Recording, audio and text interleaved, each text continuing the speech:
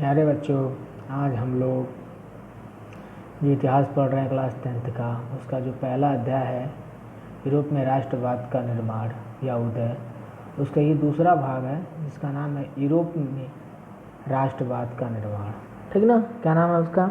Europe में राष्ट्रवाद का निर्माण। ठीक, हमें ये भाग पढ़ना है यूरोप में राष्ट्रवाद का निर्माण। इसके बारे में हमें पढ़ना है यूरोप में किस तरह से राष्ट्रवाद का निर्माण हुआ। इसके पहले वाले जो हम भाग में पढ़े थे वह था हमारा फ्रांसीसी क्रांति और राष्ट्र का विचार। ये पहला भाग था। ठीक ना, क्या नाम था उसका? फ्रांसीसी क्रांति और राष्ट्र का विचार।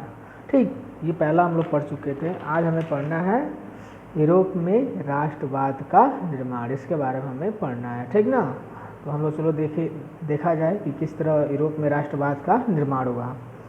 18वीं सदी में पूर्वी और मध्य यूरोप निरंकुश राजतंत्रों के अधीन थे। मतलब 18वीं शताब्दी में जो यूरोप था उसका पूर्वी और मध्य जो भाग था वो पूरी तरह से निरंकुश राजतंत्रों के अधीन थे। मतलब निरंकुश के बारे में हम आपको बता दिए हैं, ऐसी शासन व्यवस्था जिस पर कोई अंकुश नहीं लगा सकता है, वो अपनी इच्छा अनुसार शासन करते हैं। ऐसी शासन व्यवस्था को हम लोग क्या कहते हैं? निरंकुश कहते हैं। ठीक ना, और इन क्षेत्रों में तरह तरह के लोग रहते थे। ऐसा फर्क राजनीतिक एकता को आसानी से बढ़ावा देने वाला नहीं था। मतलब तरह तरह के वहाँ लोग रहते थे, अलग अलग जो क्षेत्र थे वहाँ अलग अलग तरह के लोग रहते थे। ऐसा फर्क राजनीतिक एकता को आसानी से बढ़ावा देने वाला नहीं था। मतलब इस तरह का जो फर्क दिखाई देता था लोगों के बीच, उसमें एकता को आसानी पूर्वक से बढ़ावा देना संभव नहीं था। ठीक ना, इस तरह के समूहों को आपस में बांटने वाला तत्व केवल सम्राट के प्रति सबकी निष्ठा थी। मतलब जो भी हमारे जो समूह थे वो अलग अलग थे।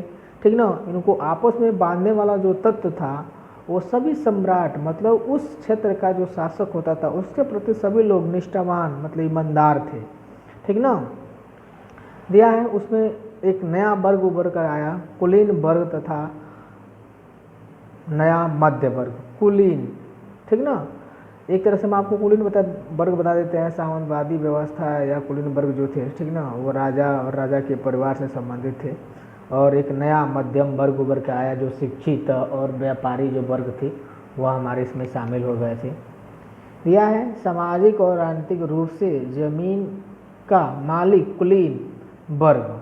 मतलब जो जमीन का मालिक होता था, ठीक ना, उसी को हम लोग क्या कहते थे? कुलीन वर्ग के नाम से जानते थे। यूरोप महाद्वीप का सबसे प्रभुत्वशाली वर्ग था। मतलब जो जमीन का मालिक था, तो मालिक कौन होते थे? जो राजा होते थे, उनके जो परिवार के सदस्य होते थे वही जमीन के मालिक होते थे।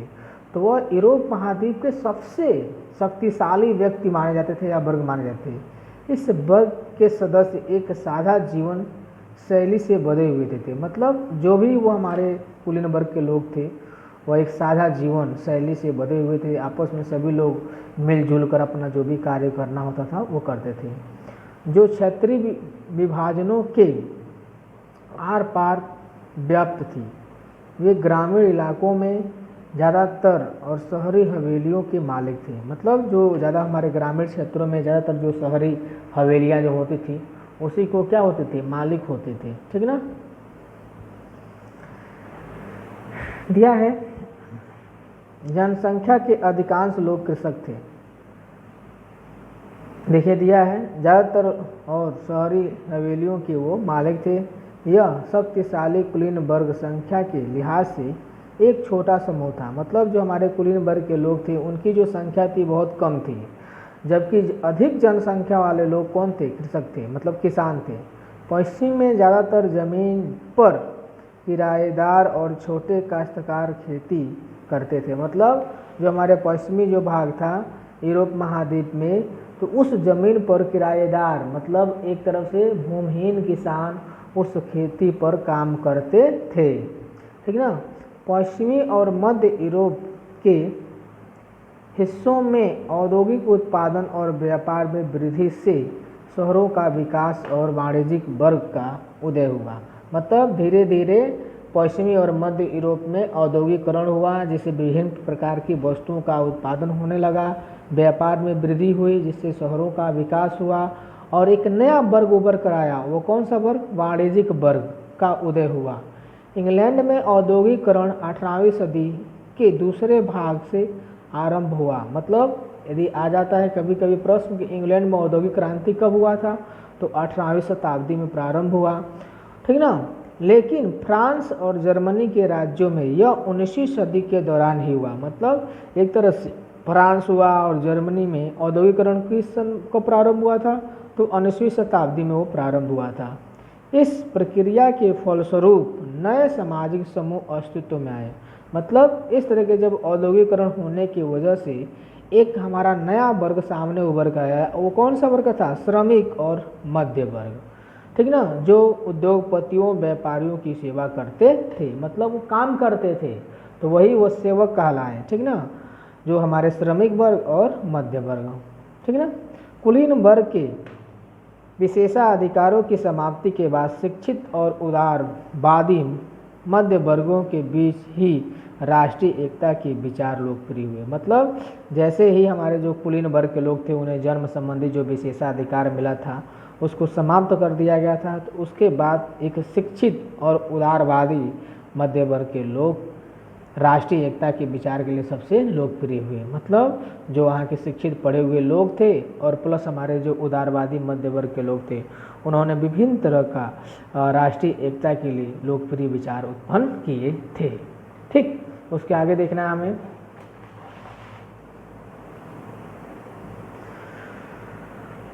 उदारवादी राष्ट्रवाद के क्या मायने थे? मतलब उदारवादी राष्ट्रवाद मतलब कुछ हमारे उदारवादी लोग थे, ठीक ना, वो राष्ट्रवाद के उनके बीच में क्या मायने रखते थे, इसके बारे में देखना है। तो सबसे पहले हम लोग उदारवाद के बारे में जान जाएं। यह वह सिद्धांत है जिसमें सभी लोगों को समान रूप से स्वतंत्र रहने का अधिकार है। मतलब उदारवादी लोग सबसे ज़्यादा वे सब ऐसे लोग थे जो समान रूप से स्वतंत्र रहने का अधिकार मानते थे।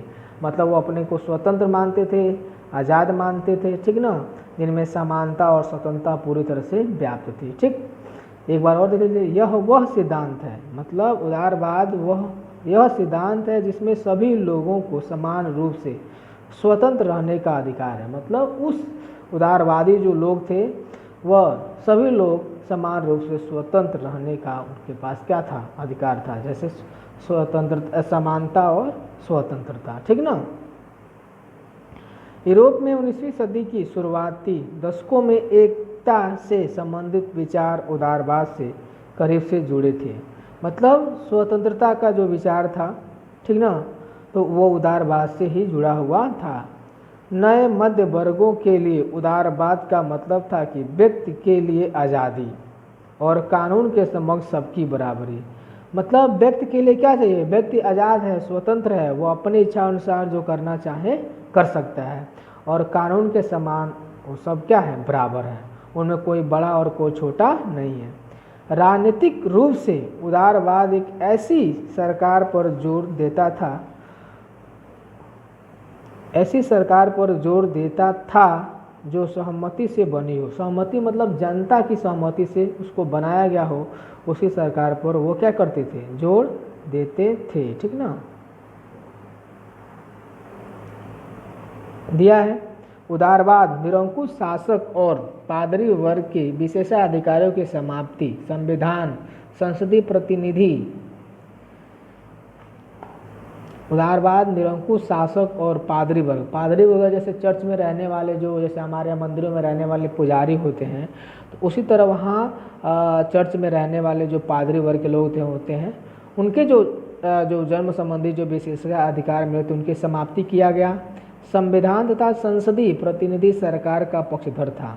मतलब जो संसदीय हमारे जो संविधान के सबसे ज़्यादा मानने वाले लोग थे और उसी के प्रतिनिधि के रूप में वो सरकारी पक्ष चाहते थे।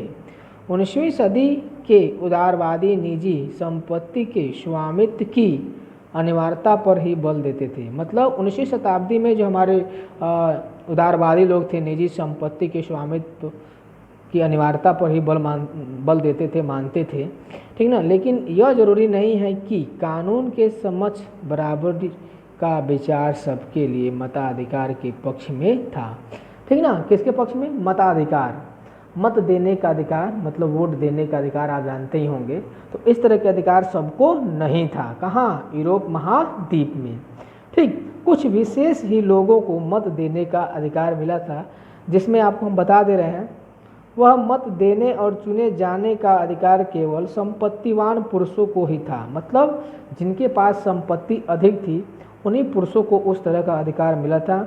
संपत्ति विहीन और सभी महिलाओं को मताधिकार से वंचित रखा गया। मतलब जो संपत्ति विहीन, जो गरीब लोग थे और प्लस महिलाएं, उन्हें वोट देने का अधिकार प्राप्त नहीं था। 1834 में प्रसा की पहल से एक शुल्क संघ, ठीक ना, क्या, कौन सा संघ? 1834 में प्रसा की पहल से, मतलब प्रसा के सहयोग के द्वारा एक संघ की स्थापना किया गया था।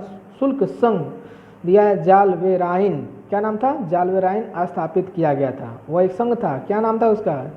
जालवेराइन स्थापित किया गया, जिसमें अधिकांश जर्मन राज्य शामिल हो गए। मतलब उसके सदस्यों में सबसे ज़्यादा कौन से? जो जर्मन राज्य थे वो उसमें शामिल हुए। इस संघ ने शुल्क अवरोधों को समाप्त कर दिया। मतलब विभिन्न तरह के शुल्क जो लगते थे वो सभी शुल्क, जैसे कर, ठीक ना, इस तरह के करों को समाप्त कर दिया गया, ठीक ना।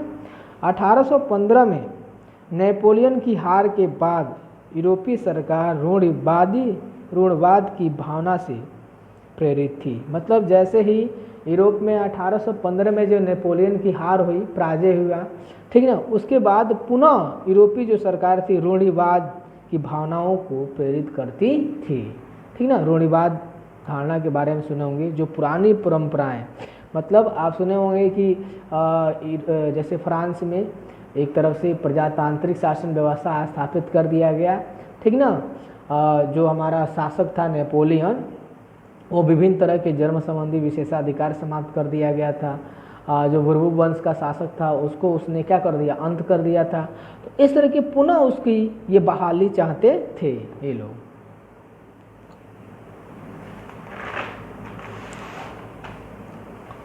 (1815) के बाद एक नया रूढ़िवाद सामने उभर कर आया, ठीक ना। जैसे ही 1815 में नेपोलियन की जब मृत्यु हो गई, ठीक ना, तो एक नया वर्ग हमारे सामने उभर गया जिसका नाम क्या था? रूढ़िवाद। तो हम लोग पहले देखेंगे रूढ़िवाद किसे कहते हैं, ठीक ना। ऐसा राजनीतिक दर्शन जो पुरानी परंपरा, स्थापित संस्थाओं और रिवाजों पर जोर देता है और तेजी बदलावों की बजाय क्रमिक और धीरे धीरे विकास को प्राथमिकता, ठीक ना। जो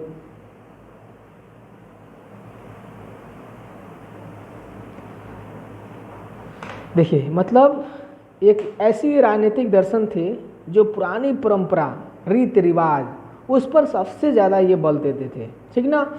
और उनका मानना था कि इसमें तेज़ी से बदलाव न किया जाए बल्कि क्रमिक, मतलब धीरे धीरे उसका बदलाव किया। विकास का मतलब प्राथमिकता उन्होंने दिया कि मतलब धीरे धीरे ही समाज में बदलाव देखने को मिले।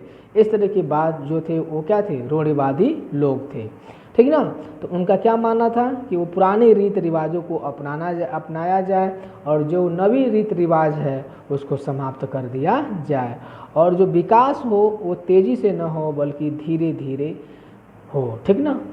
1815 में नेपोलियन की हार के बाद यूरोपीय सरकार रूढ़िवाद की भावना से प्रेरित थी। रूढ़िवादी मानते थे कि राज्य और समाज की स्थापित पारंपरिक संस्थाएं जैसे राजतंत्र, चर्च, सामाजिक ऊंच नीच, संपत्ति और परिवार को बनाए रखना चाहिए। मतलब उनका मानना था कि जिस तरह पहले राजतंत्र शासन व्यवस्था थी वह स्थापित हो जाए, चर्च, मंदिर, जो वहाँ चर्च घर, गिरजाघर का नाम सुने होंगे, उस तरह की सामाजिक ऊंच नीच, मतलब जिस तरह समाज में छुआछूत की भावना थी, ऊंच नीच की जो भावना थी, ठीक ना, और संपत्ति और परिवार को बनाए रखना चाहिए। मतलब इसी तरह की भावनाएं उस परिवार को बनाए रखना चाहिए, ठीक ना। मतलब समाज में ऊंच नीच की भावना हो ठीक, राजतंत्र शासन व्यवस्था हो, चर्च स्थापित हो, ठीक ना, तो इस तरह की व्यवस्थाएं वो चाहते थे, ठीक ना।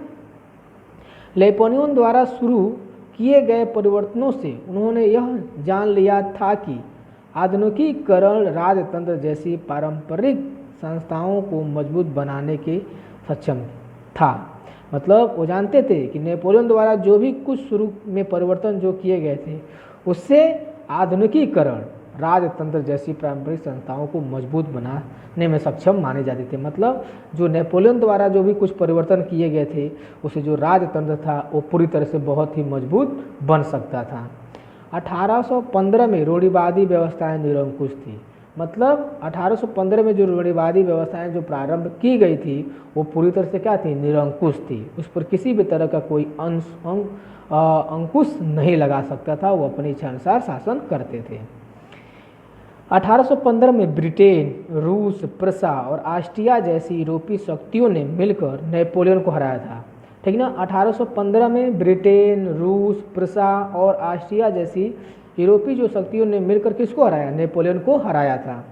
के प्रतिनिधि यूरोप के लिए एक समझौता तैयार करने के लिए वियना में मिले।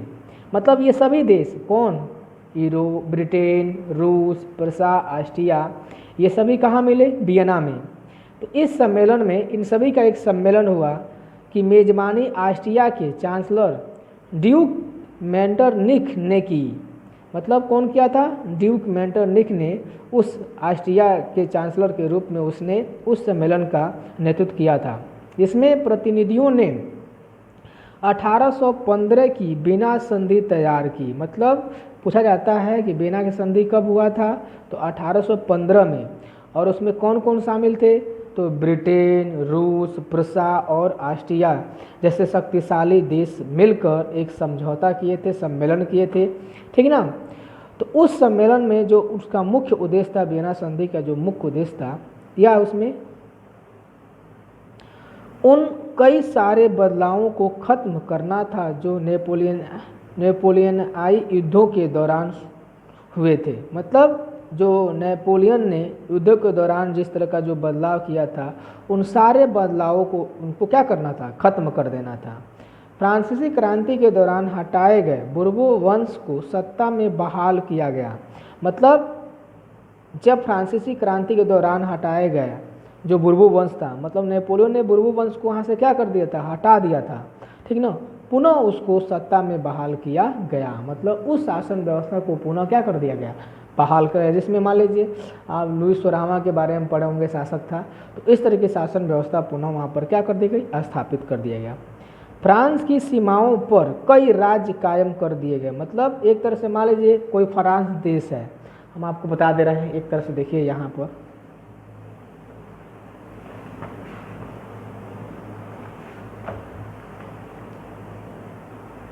मान लीजिए ये फ्रांस देश है, क्या नाम है इसका, फ्रांस, ठीक ना। तो इस फ्रांस देश के आपको देखिए बता रहे हैं, एक मिनट रुकिए, सीमा पर कई ऐसे राज्य यहाँ स्थापित कर दिए कि इस फ्रांस का कभी विस्तार न हो सके, ठीक ना। तो आगे देखिए बता रहे हैं, हाँ, विस्तार न हो सके। उत्तर में नीदरलैंड का राज्य स्थापित किया गया। मतलब उत्तर में, किसके उत्तर में, यहाँ देखिए फ्रांस के उत्तर में, तो मान लीजिए फ्रांस है तो इसका उत्तर, यहाँ क्या कर दिया गया, कौन सा राज्य स्थापित कर दिया गया, नीदरलैंड, ठीक, यहाँ नीदरलैंड स्थापित कर दिया गया, ठीक। इसमें बेल्जियम भी शामिल था। मतलब इसमें भी एक और देश शामिल था, कौन, बेल्जियम, ठीक ना। दक्षिण में किसके दिया है, देखिए दक्षिण में पिडमांट में जिनेवा जोड़ दिया गया। मतलब दक्षिण भाग में, ठीक ना, पिडमांट, ठीक ना, देश शामिल किया गया, उसकी स्थापना किया गया, और इसी में जिनेवा जो देश था उसको भी क्या कर दिया गया, जोड़ दिया गया। प्रसा को उसकी पश्चिमी सीमा पर, प्रसा जो देश था, तो मान लीजिए यहाँ प्रसा देश उसकी पश्चिमी सीमा पर, किसके, फ्रांस की पश्चिमी सीमा पर स्थापित कर दिया गया, ठीक ना। महत्वपूर्ण नए इलाके, जबकि ऑस्ट्रिया को उत्तरी इटली का नियंत्रण दे दिया गया। मतलब जो उत्तरी जो इटली वाले जो भाग थे उसको नियंत्रण क्षेत्र में प्रसा का ऑस्ट्रिया को उस पर क्या हो गया, अधिकार हो गया। तो इस तरह ये हमारे एक बार और देख लीजिए, उत्तर में नीदरलैंड का राज स्थापित किया गया, जिसमें बेल्जियम भी शामिल था। दक्षिण में पिडमांट में जेनेवा जोड़ दिया गया। प्रसा को उसकी पश्चिमी सीमा पर महत्वपूर्ण नए इलाके दिए गए, जबकि ऑस्ट्रिया को उत्तरी इटली का नियंत्रण सौंपा गया। तो इस तरह के पूरी तरह से फ्रांस की जो सीमा थी उन पर सभी विभिन्न तरह के देश स्थापित कर दिए गए, जिससे कभी भी फ्रांस का विस्तार न हो सके। ठीक ना। अब आता है एक भाग क्रांतिकारी, इसको देख लिया जाए। 1815 के बाद के वर्षों में दमन के भय ने अनेक उदारवादी राष्ट्रवादियों को भूमिगत कर दिया गया। मतलब जब 1815 जब नेपोलियन की जब मृत्यु हुई, उसके बाद से जो हमारे जो व्यवस्थाएं आई उसकी इतना ज़्यादा दमन हुआ जिससे कई हमारे उदारवादी और राष्ट्रवादी लोग भूमिगत हो गए। मतलब कुछ समय के लिए वो इस तरह की व्यवस्थाएं से अनभिज्ञ थे, उसके बारे में वो जानकारी प्राप्त नहीं करना चाहते थे। बहुत सारे यूरोपीय राज्यों में गुप्त संगठन उभर कर आए, मतलब विभिन्न तरह के संगठन स्थापित किया गया। ठीक ना। गुप्त संगठन जिसके बारे में किसी को कोई जानकारी नहीं थी। उस समय क्रांतिकारी होने के लिए जरूरी था संघर्ष करना। मतलब यदि आप क्रांतिकारी होना चाहते हैं तो उसके लिए क्या करना पड़ेगा, आपको संघर्ष करना पड़ेगा। राष्ट्र की स्वतंत्रता और मुक्ति के लिए प्रतिबद्ध होना, मतलब देश को स्वतंत्र कराना है, उसके लिए आपको मुक्ति और प्रतिबद्ध होना चाहिए। राजतंत्री व्यवस्था का विरोध करना था, मतलब जो राजतंत्र जो शासन व्यवस्था थी, ठीक ना, उसका क्या करना, विरोध करना। ऐसे ही एक वह व्यक्ति था इटली का क्रांतिकारी दिया है जुसेपी मेस्तनी। क्या नाम था, जुसेपी मेस्तनी जो था वह एक बहुत बड़ा इटली का क्रांतिकारी था। उसका जन्म 1807 में जिनेवा में हुआ था। कहाँ हुआ था, 1807 में। वो कहाँ का रहने वाला था, जुसेपी मेस्तनी कहाँ का रहने वाला था, इटली का। तो भूलिएगा मत, कभी कभी पूछ देता है प्रश्न कि जुसेपी मेस्तनी का जन्म कब हुआ था, तो 1807 में हुआ था। और वो कहाँ का क्रांतिकारी था, तो इटली का क्रांतिकारी था। उसका विश्वास था कि ईश्वर की मर्जी के अनुसार राष्ट्र ही मनुष्यों की प्राकृतिक इकाई थी। मतलब उसके अनुसार ईश्वर के मर्जी के अनुसार दिया है, राष्ट्र मनुष्यों की प्राकृतिक इकाई है। मतलब जो राष्ट्र है, देश है, और मनुष्यों की क्या है, प्राकृतिक इकाई के रूप में माना था। वह कार्बोनारी के गुप्त संगठन के सदस्य बन गए थे। ठीक ना, बन गया था वो, किसके, कार्बोनारी के गुप्त संगठन था, उसका सदस्य बना। उन्होंने 2 और भूमिगत संगठन की स्थापना की जिसके बारे में किसी को मालूम नहीं था। एक था मार्सेई में यंग इटली और दूसरा बर्न में यंग इटली। ये 2 तरह के उसने भूमिगत संगठन स्थापित किया था और इसमें विभिन्न तरह के हमारे क्रांतिकारी जो लोग थे वो इसके सदस्य बनते चले गए थे। इसके सदस्य पोलैंड, फ्रांस, इटली और जर्मन राज्यों के समान विचार रखने वाले युवा थे। मतलब ज़्यादातर हमारे इसमें कौन से वर्ग शामिल हुए थे, युवा वर्ग के लोग ज़्यादातर इसमें शामिल हुए और इस तरह की उन्होंने विचारधारा को भी अपनाया। मेस्तनी द्वारा राजतंत्र का घोर विरोध करके प्रजातांत्रिक गणतंत्रों के अपने स्वप्न से मेस्तनी ने रूढ़िवादी को हरा दिया। मतलब वह संघर्ष किया और वहाँ पर जो रूढ़िवादी लोग थे उनको उसने हरा दिया और वहाँ पर प्रजातांत्रिक गणतंत्रों की उसने क्या कर दिया, स्थापना कर दिया। तो इस तरह ये इतिहास का जो दूसरा भाग था हमारा यहाँ समाप्त हुआ। अगले भाग में हम लोग इतिहास का तीसरा भाग पढ़ेंगे। धन्यवाद।